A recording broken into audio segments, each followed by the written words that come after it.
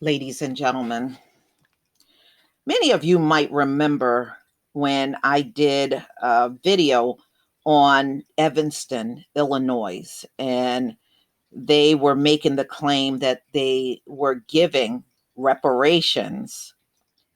And after I got finished reading it, it just sounds like a housing program, you know? Um, and it really had nothing to do with reparations. It was all about programs and how they were going to distribute the money for housing. And it just reiterated over and over about housing. And I'm looking at that and I was like, how the hell is this reparations? This ain't reparations. But this, ladies and gentlemen, this is what they wrote. And it was really an insult for real.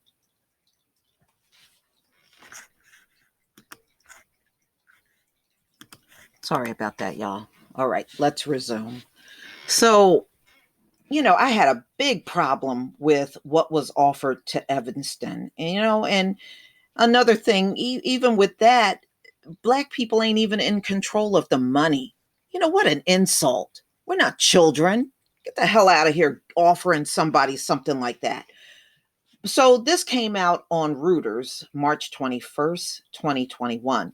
Chicago's suburb plan to pay Black residents reparations, listen to this, could be a national model. So offering us some housing program as reparations. They want to make that nationwide for all of us. I don't know. Did y'all offer the Jews that? And the Holocaust didn't happen here. Did you offer this to the Japanese and the natives? Okay, then you shouldn't be offering this to us either. Get the hell out of here. No, you ain't dealing with fools no more. That's what you want to deal with, but that's not what you're dealing with. Decades ago, in the Chicago suburb of Evanston, Cordelia Clark ran a restaurant out of her kitchen and parked cabs for her taxi company in her backyard because Black residents were effectively barred from owning or renting storefronts in town. Now, Evanston is poised to become the first U.S. city to offer reparations to Black residents whose families suffered lasting damages from discriminatory practices. It is about time that something has come from hard work of African Americans in this city, proving that they should be treated as anyone else. Mm-mm-mm. Evanston initial approach to reparation is narrow and targeted. The city council, which has already committed $10 million over a decade to the effort, that's $1 million a year. What is that really going to do, y'all? $1 million, $1 million a year? I mean, maybe for that little town, but you want to duplicate this nationwide? Mm-mm-mm. What we have to do is say no. They can't just throw any old flimsy ass crap at us and we just take it. But these folks really think we want their crumbs. We're not looking for crumbs. Okay? And to do this back-breaking work for crumbs, you give each other those crumbs. Don't give it to us. Okay, so that was over $10 million over a decade to the effort. We'll vote on Monday to begin a $400,000 round of payments. The first phase provide $25,000 to a small number of Black residents for home repairs, down payments, and mortgage payments, and a nod towards historically racist housing policies. Okay, well, that's all fine and good, but y'all acting like that's the only thing that needs to be done.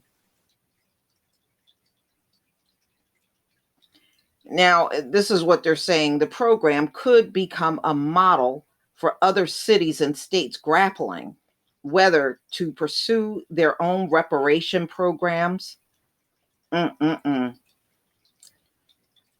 Yes, there should be reparations, but I don't think y'all should be telling us what the reparations should be. That's where it's falling short. It is just not, other people are trying to decide how this is going to happen. And no, I don't agree with that. So, in Congress, a bill that would establish a National Reparations Commission to study the issue has drawn around 170 co sponsors of the House of Representatives, all Democrats. President Joe Biden has not endorsed the legislation, but says he supports a study. Of course, he does. A study is not paying out any money. Yeah, you support anything except for the actual money that should be paid out. Advocates plan to lobby the White House for executive action if the bill, as expected, fails to pass a divided Senate. Other cities, including Chicago, Providence, Rhode Island, Burlington, Vermont, Asheville, North Carolina, Amherst, Massachusetts, have launched initiatives, though none have yet identified specific funding. California passed a bill modeled after the federal legislation, and lawmakers in New York and Maryland have introduced similar measures. Private institutions have also announced campaigns. The Jesuit Order of Catholic Priests last week pledged $100 million to benefit the descendants of slaves it once owned. Yes, y'all remember my Catholic slavery live stream. Yeah, they owned them and they financed everything using those slaves, including the Catholic schools. Reparation is the public policy prescription that address and redress systemic racism, said Ron Daniels, who oversees the National African American Reparations Commission, which consulted with Evanston on its proposal. So Evanston is really just giving housing and helping you repair your home and all that stuff, and they call that reparations. Okay. So, a poll was taken in June 2020 at the height of the racial justice protests, found only 1 in 5 respondents agreed the U.S. should pay, reparations to enslaved people. Some respondent asked taxpayers can afford to pay out what could be billions or even trillions of dollars. Others questions eligibility for such programs would be determined whether by race and you know what, you figured it out for all the other groups. Why would it be difficult to figure it out for Black people? I don't get that. You figured it out for the Jews. You figured it out for the natives and everybody else, but when it's us, you're scratching your head and we got to figure things out. Y'all full of crap. Nothing but stall tactics. In Evanston, Black residents are eligible for housing if they or their ancestors lived in the city between 1919 and 1969, or if they can show they suffered housing discrimination due to the city's policies. Well, that's another thing I got a problem with. Discrimination has been practiced in America for 500 years. Why is the burden of proof on us and not the government? Shouldn't a burden of proof, if they are claiming, okay, well, we did discriminate, well, then the burden of proof should be on you. Why is it on the Black people to prove discrimination? I never agreed with that. Let the burden of proof be on them that they didn't discriminate. Let them prove that they didn't discriminate against us. Why is the burden always on the victim? That never made sense to me. That's just a way of trying to get out of everything. No, the burden of proof should not be on the Black person. It should be on this government. Let them prove that they did not discriminate against your ancestors or your family. Okay. The recipients will be randomly selected if there are more applicants. than available funds in the housing program. Right, a housing program, not reparations.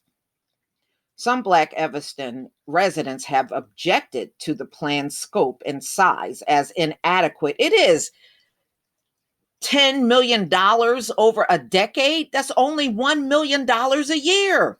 That ain't no money. Get the hell out. That ain't no money. So I'm glad there are people objecting there, because for a while we weren't hearing anything. Okay, highlighting the difficulties inherent in designing a program that, by all accounts, can never fully, right, make up for the centuries of discrimination. Hard to catch up. Evanston, home to Northwestern University, lies between Chicago to its south and the wealthy North Shores suburb along the Lake Michigan. All right, so about 16% of the 75,000 residents are Black. As across the United States, Blacks in Evanston were subjected to redlining, a practice which banks refuse to make housing loans to predominantly Black neighborhoods that kept Black residents from ownership. A key source of, that's how a lot of people get their wealth, was through housing. So the impact of the historic and systemic discrimination of Evanston Black community persists. The Fifth Ward, where Robinson's great grandmother ran two businesses out of her home, is predominantly Black and struggling with interior infrastructure. Okay, well, I understand, give her the money to repair her home. I get that, but I don't call home repairs reparations. That's the only problem I have with that. It seems to me that they have decided what reparations is, and I find it hard to believe that Black residents sit down and have a discussion on what you consider reparations is, because it just seems to me like they're telling you what it is. And that's a problem. That is a problem. But I don't see how they can duplicate this nationwide. This should be unacceptable. We should be screaming about this housing plan that they slapped the reparations label on. I'm not feeling this at all. But y'all, please tell me what you think.